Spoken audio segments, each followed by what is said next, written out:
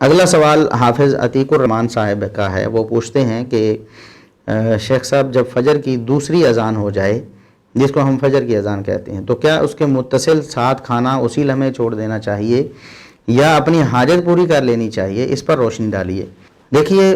اس حوالے سے سب سے پہلے تو قرآن کریم کی جو آیت سورہ البقرہ کی 187 نمبر کہ وَكُلُوا وَاشْرَبُوا حَتَّى يَتَبَيَّنَ لَكُمُ الْخَيْطُ الْأَبْيَضُ مِنَ الْخَيْطِ الْأَسْوَدِ مِنَ الْفَجْرِ، کہ تم جب تک فجر واضح نہیں ہو جاتی کھانا پینا جاری رکھ سکتے ہو، کھانا پینا جاری رکھو. جیسے ہی فجر واضح ہو جائے گی کھانا پینا بند ہو جائے گا. یہ قرآن کریم کا حکم ہے کہ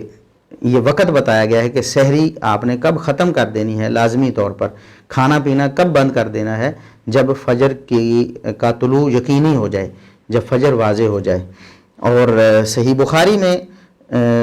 617 نمبر حدیث ہے، نبی کریم صلی اللہ علیہ وسلم نے ارشاد فرمایا ان بلال یؤذن باللیل، بلال رضی اللہ عنہ رات کو اذان کہتے ہیں.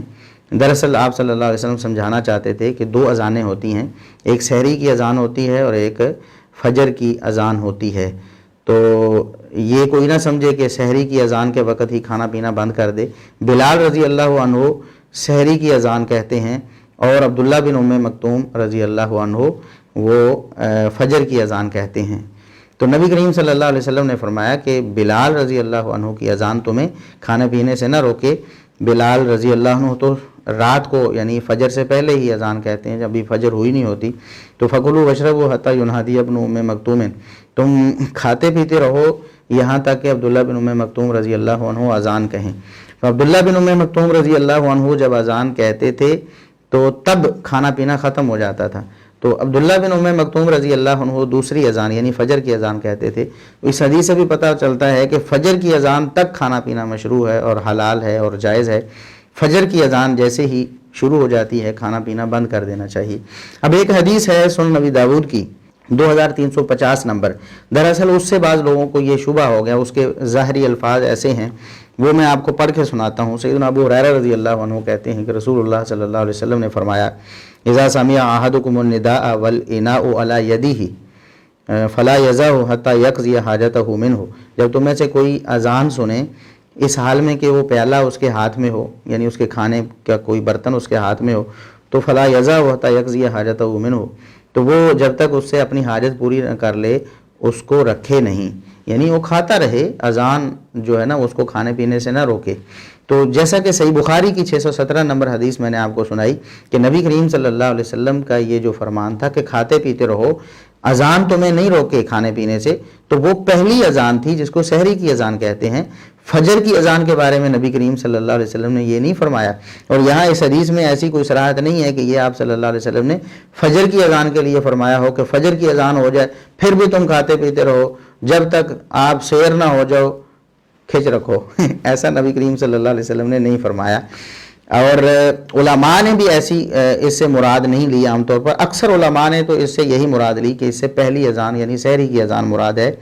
جیسا کہ صحیح بخاری میں ہے کہ بلال رضی اللہ عنہ اذان دیتے ہیں، وہ ابھی رات ہوتی ہے فجر نہیں ہوئی ہوتی تو تم کھاتے پیتے رہو. اور کچھ علماء نے یہ کہا ہے کہ جسے معلوم ہو کہ مؤذن وقت سے پہلے ہی شروع ہو گیا ہے، جیسا کہ آج کل ہمارے پاس گھڑیاں ہیں، ہمارے پاس ایگزیکٹ ٹائمنگ ہے، ہمیں کوئی شبہ نہیں، اور ہمارے لیے حتی یتبین لکم الخیط الابیض من الخیط الاسود من الفجر کہ سفید دھاگا اور سیاہ دھاگا واضح یعنی فجر کا طلوع ہونا واضح ہو جائے تو وہاں تک آپ نے کھانا ہے، اس کے بعد نہیں کھانا. تو بالکل اسی طرح ہمیں آج ہماری اپلیکیشنز بتاتی ہیں کہ ایگزیکٹ ٹائمنگ کیا ہے، لہٰذا ہمیں کوئی شبہ نہیں ہے. تو جو علماء یہ کہتے تھے کچھ اجازت اس حدیث کی وجہ سے دیتے تھے، وہ بھی اس وجہ سے کہ اگر کسی کو پتہ ہو کہ مؤذن پہلے ہی شروع ہو گیا، ابھی تو فجر نہیں ہوئی، فجر صادق طلوع نہیں ہوئی، تو پھر وہ کھاتا رہے. لیکن راجح بات وہی ہے جو کہ اکثر علماء نے مراد لی ہے کہ اس سے پہلی اذان مراد ہے، دوسری اذان مراد نہیں. لہٰذا اپنے روزوں کو خراب نہ کریں. یہ ضرور ہے اب ایک شخص نے پانی اٹھایا ہے پینے کے لیے، اس نے منہ میں ڈالا ہے، جیسے ہی اذان ہو اپنا گلاس نیچے رکھ دے. اب جو اس نے ڈال لیا حلق میں، حلق سے نیچے اتر رہا ہے، تو اب اس کو تو وہ مشکل ہے کہ پیچھے کیسے کرے گا. تو ایک آدھ سیکنڈ کا تو ویسے بھی کچھ نہ کچھ یعنی ہوتا ہے، ان ہماری جو اپلیکیشنز ہیں ان میں بھی شاید اس کا خیال رکھا گیا ہوگا، لیکن اب یہ نہیں کہ وہ پانی پیتا رہے، یہ بالکل ایسے ہی جیسے روزے کی حالت میں آپ بھول کر پانی پینا شروع کر دیں، جیسے ہی آپ کو یاد آئے آپ نے فوراً پانی چھوڑ دینا ہے، اور اگر منہ میں ہے تو اس کو آپ نے کلی کر دینی ہے، اس کو آگے نگلنا نہیں ہے۔ اسی طرح جو لقمہ آپ نے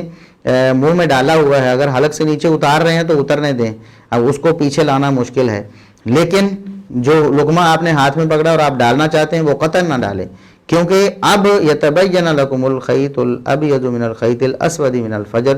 یہ بات بالکل واضح ہو گئی ہے، ہمارے لیے کوئی ایسا کوئی اشتباہ نہیں ہے کہ شاید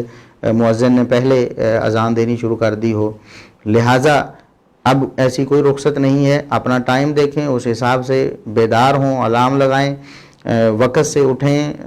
سحری کی تیاری کریں اور سحری کا کھانا ضرور کھائیں، برکت ہوتی ہے، اور کھانا ایسے وقت میں کھائیں کہ بالکل اینڈ پہ، یعنی آپ کو پتہ ہے میں 10 منٹ میں کھانا مکمل کر لیتا ہوں تو 15 منٹ پہلے شروع کر دیں، تو سحری سے آپ بالکل